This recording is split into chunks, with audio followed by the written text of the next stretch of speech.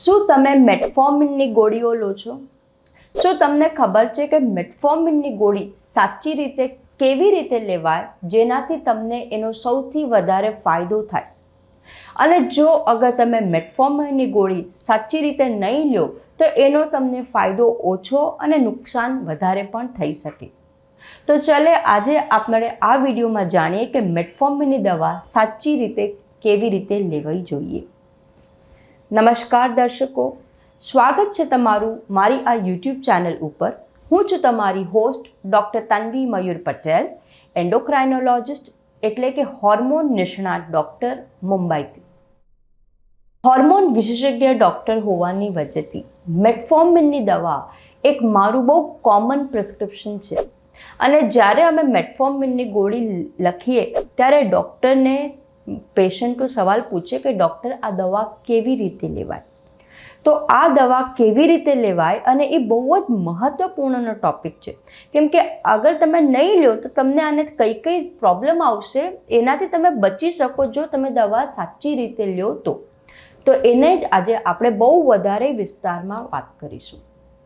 તો સૌથી પહેલાં અગર તમને ડૉક્ટરે મેટફોર્મિનની દવા આપી હોય તો તમે તમારા ડૉક્ટરને પૂછો કે મને આ દવા કેમ આપવામાં આવી છે, શું તમારા શરીરમાં એવું ઇન્ડિકેશન છે જેનાથી આ ગોળી અપાયેલી છે. જો આ મેટફોર્મિનની દવા સાધારણ કેસમાં અગર આપણે વાત કરીએ તો આ ટાઈપ 2 ડાયાબિટીસ, કાં તો પછી ઇન્સ્યુલિન રેઝિસ્ટન્સ, કાં તો તમારા શરીરમાં ઇન્સ્યુલિન હોર્મોનની અગર માત્રા વધી ગઈ હોય જેને આપણે હાઇપર ઇન્સ્યુલિનેમિયા કહીએ, કાં તો તમારા ગરદન પર કે તમારા શરીરમાં ઇન્સ્યુલિન રેઝિસ્ટન્સના કંઈક લક્ષણો દેખાતા હોય જેમ કે અકેન્થોસિસ નાઇગ્રિકેન્સ, કાં તો પછી તમને પોલિસિસ્ટિક ઓવેરિયન સિન્ડ્રોમ છે અને ઘણી વખતે તમને ઇન્ફર્ટિલિટી છે જ્યાં ડૉક્ટરને લાગે છે કે ઇન્સ્યુલિન રેઝિસ્ટન્સ કાર્ય કરી રહ્યું હોય તો પણ થઈ શકે છે. કાં તો ઘણી વખત ગર્ભવતી મહિલાને જ્યારે પ્રેગ્નન્સીમાં ડાયાબિટીસ આવ્યું હોય ત્યારે પણ આ દવા દેવામાં આવે છે. તો પ્લીઝ તમે તમારા ડૉક્ટરને પૂછો કે તમારા શરીરમાં એવું કયું ઇન્ડિકેશન છે જેનાથી ડૉક્ટરે તમને આ દવા આપેલી છે. અગર તમને આ ઇન્ડિકેશન ખબર હશે ને તો એનાથી તમને એક મેન્ટલ ક્લેરિટી થશે કે હું આ દવા શેના માટે લઉં છું. કેમ કે ઘણી વખત આ દવા લાંબા સમય માટે પણ પેશન્ટોને આપવામાં આવે છે. તો એ ટાઈમે અગર જો એઝ અ પેશન્ટ તમને એટલું નોલેજ નહીં હોય કે દવા તમે શેના માટે રોજ ખાઓ છો તો ચાન્સીસ છે કે તમે આ દવા બંધ કરી દો અને તમને એનો ફાયદો ન થાય. એટલે જો તમને ઇન્ડિકેશન ખબર હશે તો તમને પોતાને ખબર છે કે હું આ દવા શેના માટે લઉં છું. ઠીક છે, તો ઇન્ડિકેશન જાણવાનું હંમેશા ધ્યાન રાખજો. ઇન્ડિકેશન અગર તમને ખબર હોય તો પછી આપણે વાત કરીએ કે આ દવાના ડોઝ ઉપર. જો આ દવા માર્કેટમાં 250 મિલીગ્રામથી લઈને 2500 મિલીગ્રામ સુધી અલગ અલગ ડિનોમિનેશનમાં અવેલેબલ છે અને આ જે ડોઝ જે છે એ તમારા શરીરમાં તમને કેટલો દેવામાં આવશે પ્રતિદિન એ તમારા ટ્રીટિંગ ડૉક્ટર નક્કી કરશે. ઘણી વખતે લોકો કોમેન્ટ બોક્સમાં લખે કે ડૉક્ટર મારે કેટલી દવા લેવી જોઈએ. તો તમારે કેટલી લેવી જોઈએ એ તો તમારા મેડિકલ કેસ ઉપર ડિપેન્ડ કરે છે. હું તમને આ વિડીયોના માધ્યમથી નોલેજ આપું છું. હું તમને પર્સનલી ઓળખતી નથી કે મને તમારો મેડિકલ કેસ નથી ખબર કે તમે કોમેન્ટ બોક્સમાં લખો કે મારે કેટલો પાવરની દવા લેવી જોઈએ, હે ને.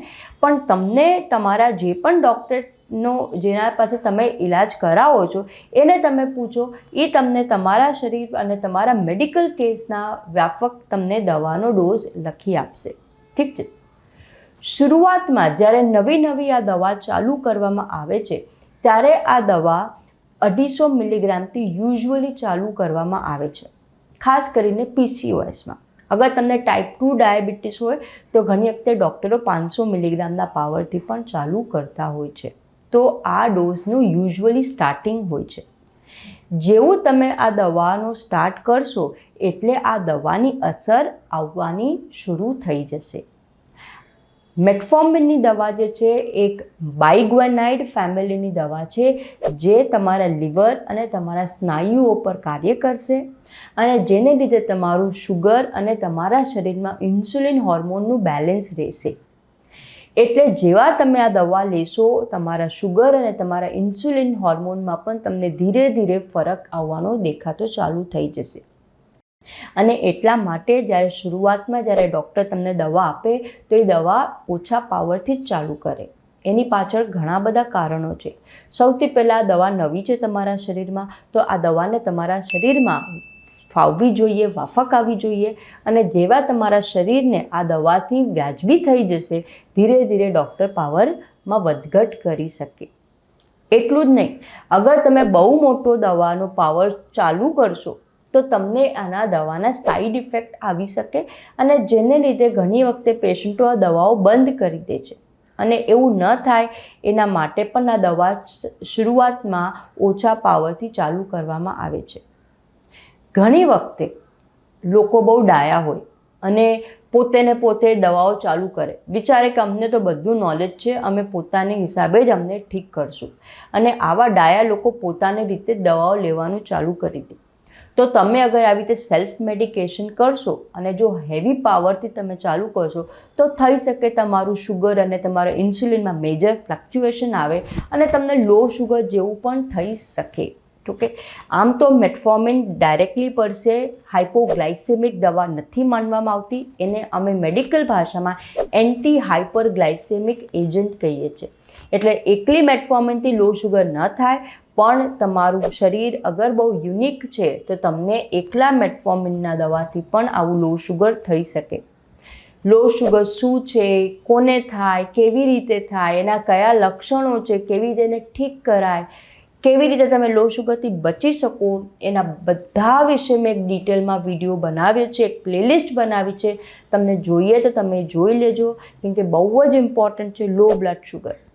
લો બ્લડ શુગર તમારા માટે એક લાઈફ થ્રેટનિંગ, જાનલેવા જોખમ થઈ શકે, અને એના માટે જ એના વિશે જાણકારી હોવી જરૂરી છે.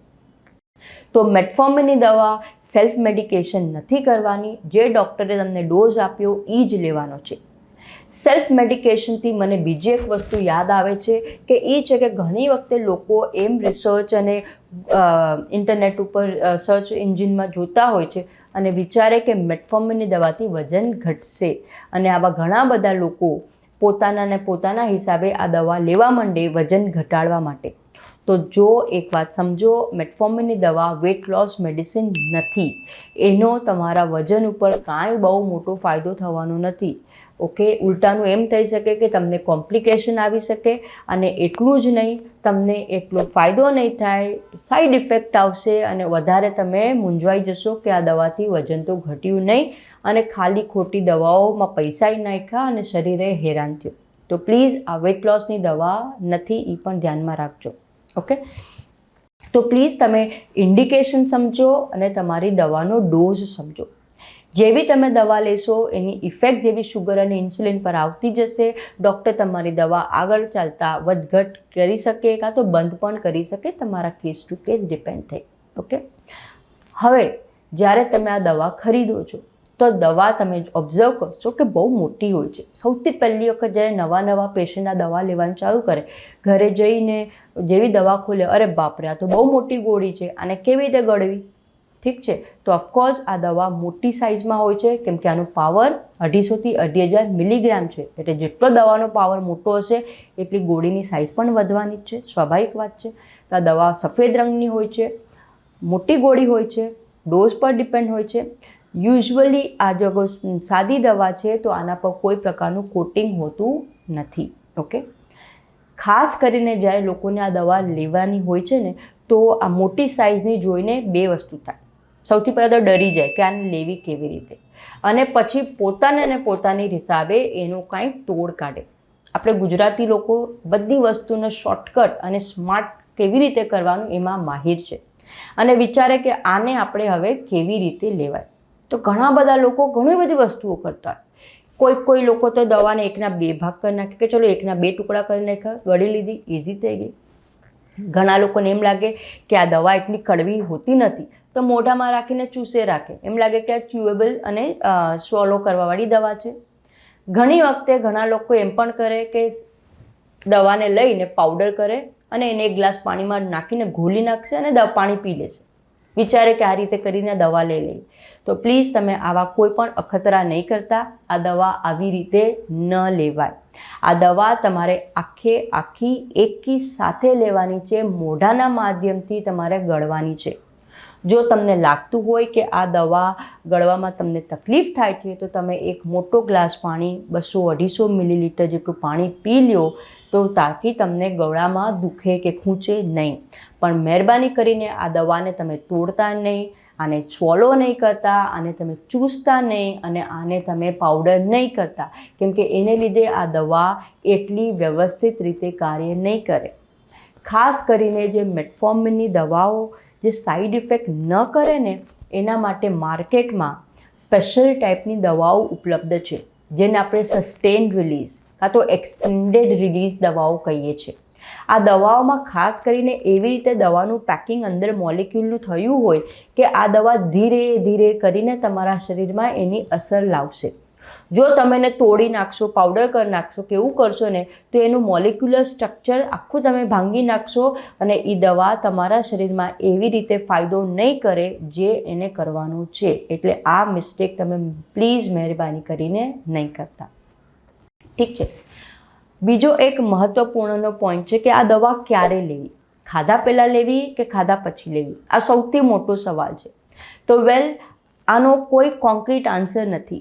તમે આ દવા ખાધા પહેલાં પણ લઈ શકો અને આ દવા ખાધા પછી પણ લઈ શકો, પણ વધારે કરીને અમે તમને આ દવા ખાધા પછીની જ રેકમેન્ડ કરીએ છીએ. એની પાછળ કારણ એ છે કેમ કે મેટફોર્મિનની દવા તમારા ડાયજેસ્ટિવ સિસ્ટમ એટલે પાચન તંત્ર પર અસર કરે છે અને ઘણા બધા સાઈડ ઇફેક્ટ લાવતા હોય છે. એ સાઈડ ઇફેક્ટ તમને ન આવે અને તમને દવા આસાનીથી વહી જાય શરીરમાં અને ફાયદો કરે, નુકસાન ન કરે, એટલે ડૉક્ટર તમને જમ્યા પછી કહે છે.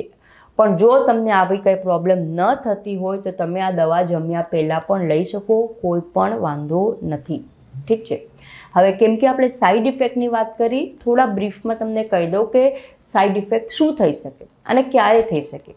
સાઈડ ઇફેક્ટ ખાસ કરીને નવા થઈ શકે જ્યારે તમે વહેલી વખત આ દવા લેવાનું ચાલુ કર્યું છે, કાં તો તમારો ડોઝ વધાર્યો હોય છે, ત્યારે સાઈડ ઇફેક્ટ વધારે કોમન હોય છે. અને આ સાઈડ ઇફેક્ટ યુઝ્યુઅલી ટોલરેબલ હોય છે, લોકો સહન કરી શકે એમ છે. અઠવાડિયા 10 દિવસમાં સાઈડ ઇફેક્ટ ઓટોમેટિકલી ધીરે ધીરે બંધ થઈ જશે. જેવી દવા તમારા બોડીને એડજસ્ટ થઈ જશે, તમારા સાઈડ ઇફેક્ટ પણ ઘટી જશે. સાધારણ કેસમાં સાઈડ ઇફેક્ટ એ હોય કે તમને ભૂખ ઓછી લાગે, પેટમાં થોડું કબજિયાત જેવું લાગે, કોન્સ્ટિપેશન જેવું લાગે, કોઈક લોકોને એસિડિટી લાગતું હોય છે, કોઈ લોકોને એમ લાગે કે પેટમાં બરાબર વ્યવસ્થિત નથી. આવા કોઈ કોમન સાઈડ ઇફેક્ટ છે અને આ સાઈડ ઇફેક્ટ ન આવે એટલા માટે જ આ દવાને આફ્ટર મીલ એટલે જમ્યા પછી એડવાઇસ કરે છે. ઠીક છે. કેમ કે આ દવાનો ડોઝ 250 થી 2500 મિલીગ્રામ પ્રતિદિન થઈ શકે અને એટલા માટે જ આ દવાને સ્પ્લિટ ડોઝમાં કરવામાં આવે છે. એટલે એકયારે તમને 2500 મિલીગ્રામ ડૉક્ટર નહીં આપે, ડૉક્ટર એને તમને ડિવાઈડ કરીને આપશે. તો એવા કેસમાં 2 કે 3 વખત આ ડોઝનું ડિવિઝન થતું હોય છે. ઓકે. તો અગર તમને 2 વખત દિવસમાં આપી હોય તો સવારના નાસ્તા પછી અને રાતના જમવાના પછી લેજો. આઈડિયલી ડોઝની વચ્ચે એટલીસ્ટ 8 થી 12 કલાકનો અંતર હોવો જરૂરી છે. અને જો તમારા ડૉક્ટરને લાગે કે તમને વધારે પાવરની જરૂર છે, તેવા કેસમાં ડૉક્ટર તમને 3 વખત પણ આ દવા આપી શકે છે. સવારના, બપોરના અને રાતના જમ્યા પછી તમને દવાનો ડોઝેજ આપવામાં આવી શકે. ઓફકોર્સ આ કેસ ટુ કેસ ડિપેન્ડ કરતું હોય છે. ઘણી બધી વખતે ડાયાબિટીસના લોકો મેટફોર્મિનની ગોળી લેતા હોય છે. અમુક વખતો પછી ખાસ કરીને જ્યારે એમના કિડનીમાં કોમ્પ્લિકેશન આવે તો મેટફોર્મિનની ગોળીઓ પણ ન દેવાય. એવા સ્ટેજમાં ડૉક્ટર તમારી આ દવા પાછી ખેંચી પણ શકે છે અને તમને આ દવા ન પણ એડવાઇસ કરી શકે. ઓફકોર્સ આ પણ કેસ ટુ કેસ ડિપેન્ડ કરે છે. ઠીક છે.